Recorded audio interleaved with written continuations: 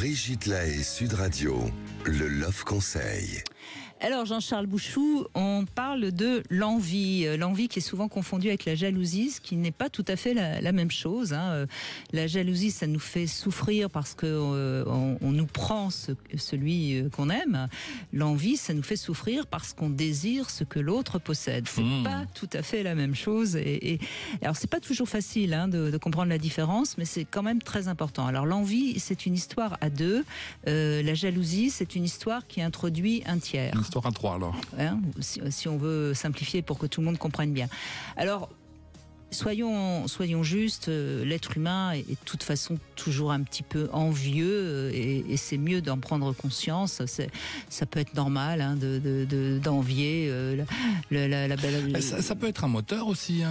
Justement, c'est ce que je vais dire. Alors, soit on se met en effet à haïr ceux qui possèdent ce qu'on désire. On le voit notamment par exemple les gens qui haïssent les riches et puis qui à ce moment-là ils ont des tas d'arguments. Mais l'envie, ça peut aussi être un moteur, c'est-à-dire qu'on a envie de ressembler à celui qui a du succès, par exemple. Voilà, alors c'est toute la question de l'envie.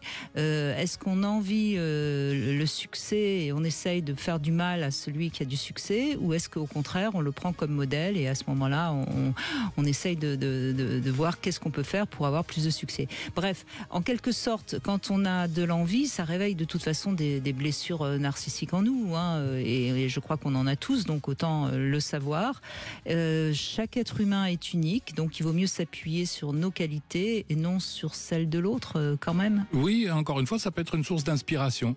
C'est-à-dire qu'on l'a vu avec le témoignage précédent, vous avez des gens que vous attirez par votre lumière, mais une fois qu'ils sont à vos côtés, ils n'ont qu'une idée en tête, c'est vous éteindre. Donc ils sont dans l'envie et dans la jalousie, on va dire. Alors que nous pourrions être attirés par quelqu'un qui est lumineux et ça peut nous inspirer. Et si ça nous inspire, c'est plutôt une bonne idée. Il y avait un texte comme ça de Marianne, dont j'ai oublié le nom, je vous en demande pardon, qui disait « Ne pensez pas que vous éteindre permet de ne pas insécuriser les autres. Au contraire, briller.